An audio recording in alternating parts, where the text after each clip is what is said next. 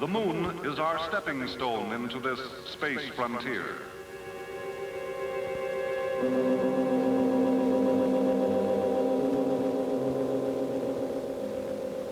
This man-made giant is a symbol of our new age of exploration. It was created to expend itself in order to acquire the knowledge man needs before he can attempt to roam among the stars. This massive four-stage missile could become our big reach into outer space. Man has provided it with electronic sight to probe the secrets of the moon. In 4 gigantic strides, it will penetrate the mysterious curtain of space, rise above the magnetic call of Mother Earth, and explore our new frontier. It is August 17th, 1958.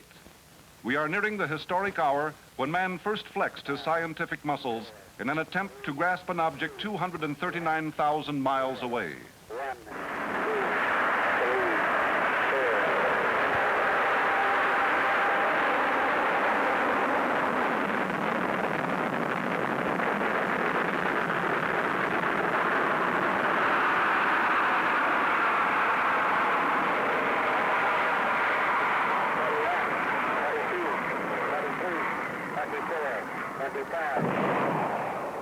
But there was trouble. Some minor yet essential component of the electronic and mechanical makeup of the complex vehicle had failed. Admittedly, it was a bold venture, and failure was not unexpected. Yet, it was not a failure in the truest sense of the word. We had extended our fingers upward, feebly at first perhaps, but it is an attribute of man that once his objective is set and he knows he must achieve, he will find a way to reach his goal. Man's first real venture into space had just begun. This second missile in the space probe series began its final journey to the launching site shortly after President Eisenhower organized the National Aeronautics and Space Administration. The historic flight of this missile, named Pioneer 1, thus became the first dramatic step taken by the nation's new space agency, and the first pioneering achievement in what was to become a national effort to explore the secrets of the universe. Man's ambition to reach the moon had been kindled long before the first recorded history. Undoubtedly, primitive man was awed by the Earth's satellite. Not understanding the distances of space, he could very well have climbed the highest mountain peak in an attempt to touch this mysterious and luminous object which emitted such an eerie yet most welcome light to permeate the darkness of his night. One wonders what that primitive man would think if he could see these elaborate preparations, if he could understand the vast expenditures of money, human energy, and skill that modern man has so abundantly spent to realize that desire born on that mountaintop so many moons ago. Now, man knows something of distance, of the measurement of space in miles. He is sure that he can project his television eyes to scan new space horizons to satisfy his demanding urge to learn. But to get back to Earth and human industry, many groups of men had cooperated to turn an age-old dream into reality. The first stage of the lunar probe, the powerful Thor, was developed for the Air Force as the first operational intermediate-range ballistic missile by the Douglas Aircraft Company and a team of associate contractors. The Thor, with a power plant developed by the Rocketdyne Corporation, will send the lunar probe away from Earth at a speed of 15,620 feet per second. The guidance system for the Thor was developed by AC Sparkplug. The only modification to the Thor for this lunar probe effort was the elimination of the re-entry vehicle, the nose cone, developed by General Electric and so successfully used in the many Thor test firings from this same Cape. The second stage, a Vanguard missile developed by the Aerojet General Corporation, was modified by the Space Technology Laboratories. A member of the Air Force Ballistic Missile Division team, Space Technology's task was to bring all the complex systems into an operational unit. The second stage will boost the missile's upward flight to a speed of nearly 28,000 feet per second. The third stage was developed by the Allegany Ballistics Laboratory. A solid propellant rocket, it will increase the flight to a speed of more than 35,000 feet per second. The fourth and final stage, with an engine developed by the Theil Corporation, was designed, developed, and produced by the Space Technology Laboratories. This stage must travel for 2 6/10 days before it is fired and placed into orbit around the moon. Resting within its sleek shell are delicate instruments, miniaturized telemetry and television to communicate vital data back to Earth, giving man his first close-up view of the moon, and perhaps even more significant, a look at the moon's other face, that dark far side that we have never seen. Our dedicated drive to reach the moon lured to the launch site some of the most experienced observers of our time. Among them was Clete Roberts. And I'm going to go in, because I have the proper equipment, take you with me. His special mission, to let you meet a few of the missile men among the many who have made this unprecedented experiment possible, and to let you experience some of the thoughts and feelings of these men who shoulder the major burden of responsibility. We're within 600 plus minutes of launch time right now. It'll go tomorrow morning if everything's right. How do you personally feel about it? Are you nervous? You worried about it? You know what I mean, personally. Well, excited? Yes, excited and not really worried, apprehensive. You get this feeling you've done everything you can, but in the back of your mind there's that feeling, what have you forgotten that may be important? And you know you haven't because everything is done methodically by checklist, but you still have this feeling that you may have overlooked something.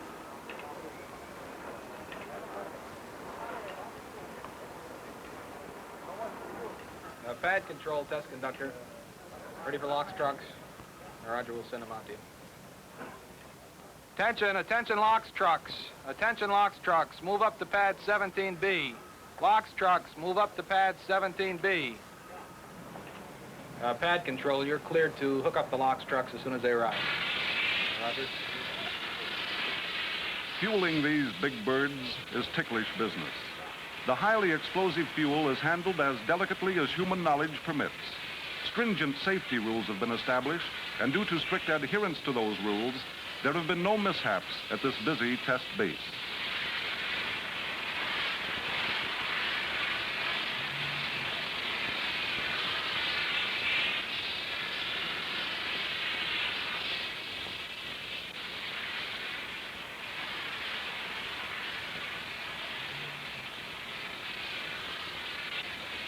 Well, now, do you find that you're developing a sort of a professional attitude? Each succeeding one that you manage to launch, do you become a little blasé about it? Well, Clete, when I first started here, I was very nervous, frankly. Difficult sleeping the night before an operation and so on. And then it did become rather routine. At least I could sleep the night before. But with this one, the nervousness comes back again. It's a big job. This one you're beginning to feel that way. That's right. This is a big undertaking. All right, you say, how does it affect you? What do you feel? Butterflies in the stomach? Trouble sleeping? There's always the butterflies in the stomach, particularly when you hear the blockhouse doors close in the last 35 minutes.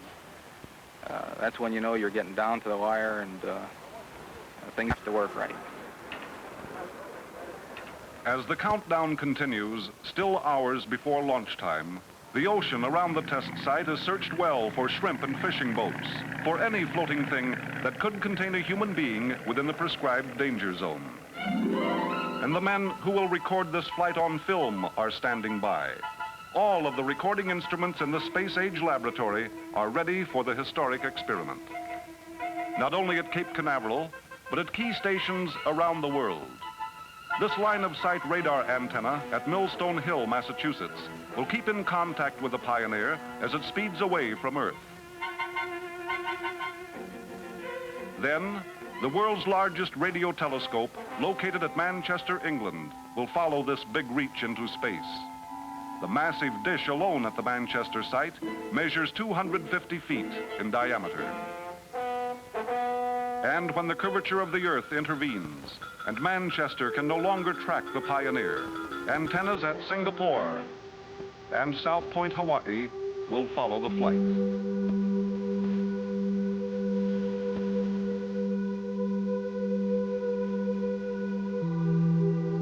The countdown doesn't stop for darkness.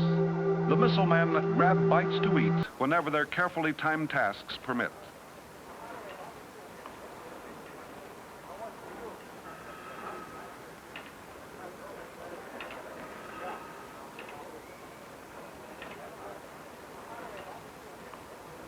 Searchlight operator, stand by to turn on searchlights.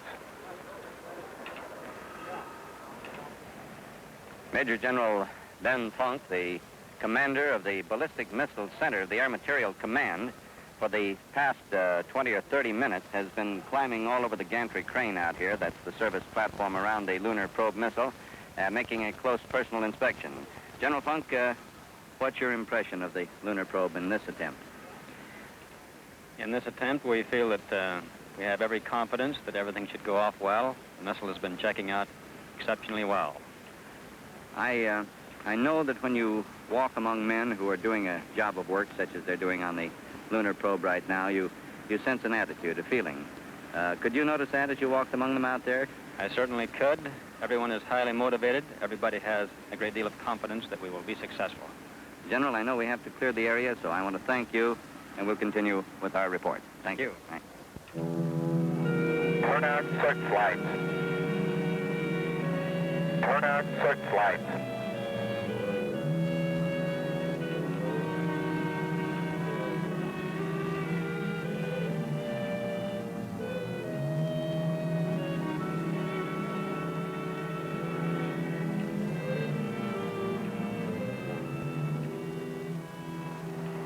This is the most exciting moment in any firing. The missile, in this case the lunar probe, has so far checked out quite satisfactorily. And there's the great gantry crane, that service platform, a multitude of platforms that is moving back under its own power and revealing the brilliantly illuminated lunar probe missile. Ground station for the terminal gun. Ground station for the terminal gun. I want you to meet Adolph Theil, who is the program director, missile director for Thor, the whole Thor program. As I said before, Thor is the basic section of this lunar probe.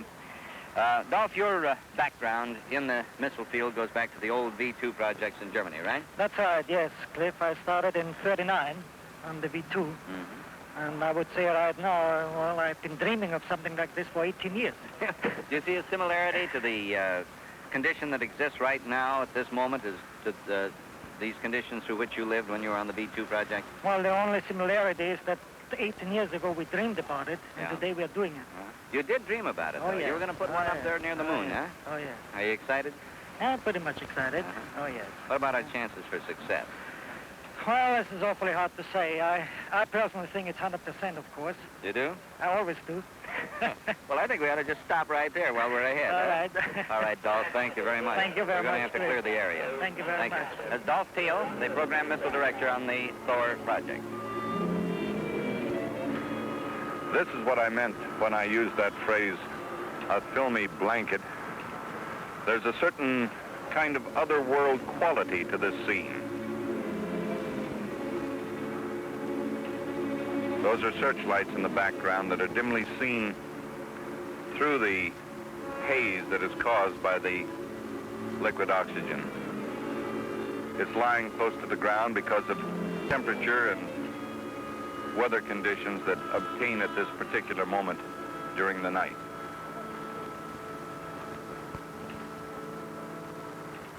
Now we invite you to come with us as we walk to the pad.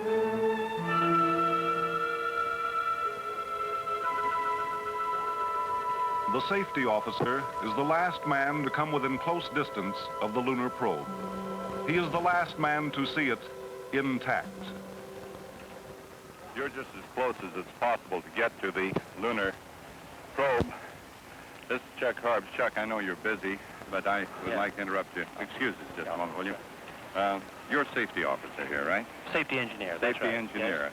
And what's your job? What do you do exactly? Well, it covers a multitude of things. We have industrial safety, missile safety, and all of the problems that are involved, both of them. Let's boil it right down to this minute. Now, the gantry has moved back. We're not too far from launch right now. What are you going to do in the next hour and a half?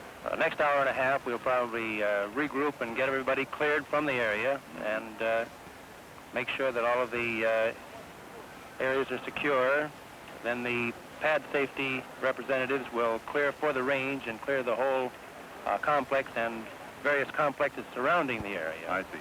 Now, you'll make this long, lonely walk out here again to see that there's no one here, right? That's right. You do that each time. That's right. Well, The last man out. Want to look again at the missile? She's a good shot. You feel pretty confident about it? I think she's going to go all the way. You do, huh? Yes, sir. We've been Minus 35 minutes and counting. For your attention in the blockhouse, please. Attention in the blockhouse. This is T-minus 35 minutes and a hot run. We're at T-minus 35 minutes and a hot run. Close the blockhouse doors. Close the doors. We're counting. It's T-minus 35. Man your stations. No talking, please.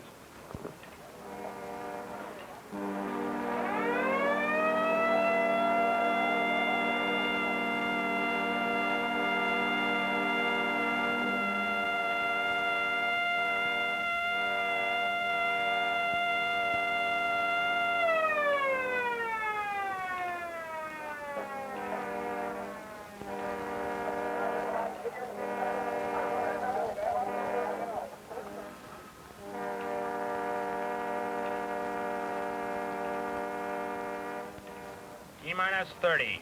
Mark. Pressurized. Open. System still go. Minus 20 seconds. Minus 15, 14, 13, 12, 11, 10, 9, 8, 7, 6, 5, 4, 3, 2, 1, 0.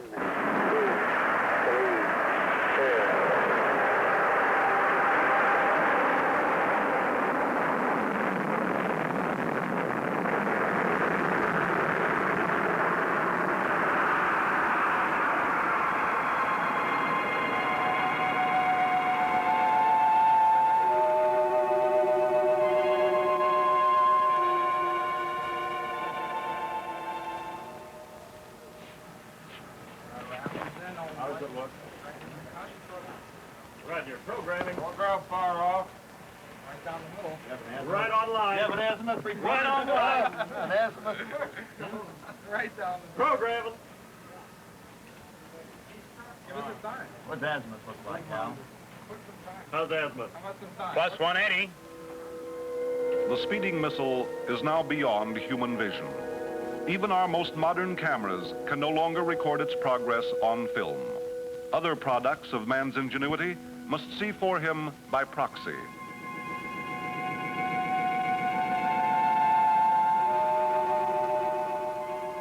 As the first stage Thor accomplishes its task, its rocket engine cuts off. Now the second stage takes over. The complex receiving instruments continue to record the flight as the third stage is fired.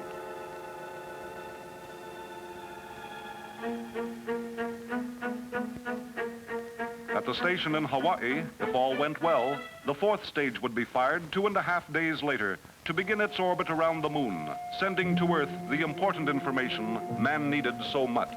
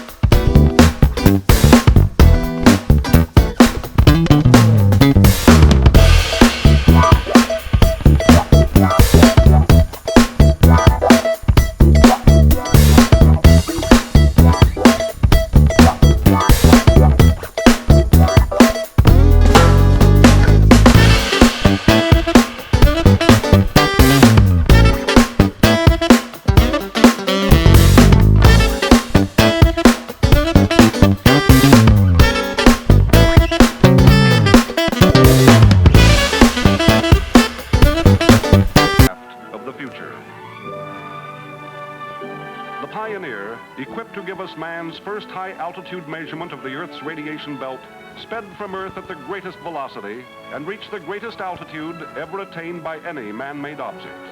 In addition, our pioneer had recorded the first measurement of the Earth's magnetic field. The space frontier is limited today, but only by the measurement of man's imagination, his courage, and his skill. The new boundary of our world is now the limitless expanse between the Earth and Moon and far beyond. The rate of scientific progress will inevitably increase. What will happen next is largely up to us. Americans must continue their big reach into this new frontier. We have always been pioneers by tradition. We have not lost that pioneering spirit. And so, having only recently broken part of the barrier of distance between Earth and space, we were still eager to more effectively explore our new frontier. Even as the scientific data from the Pioneer was being studied and evaluated, another big reach was being readied at Cape Canaveral. 0, 1, 2, 3, 4.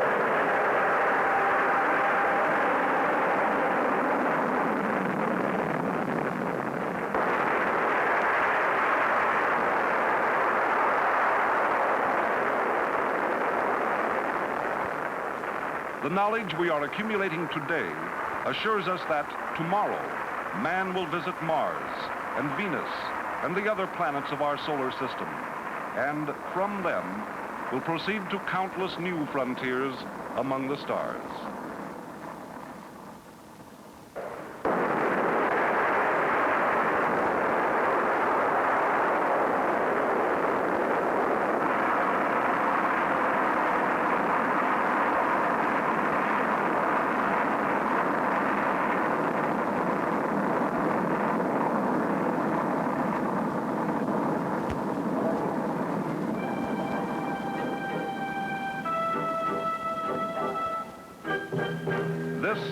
Is man's big reach, and it began in our time.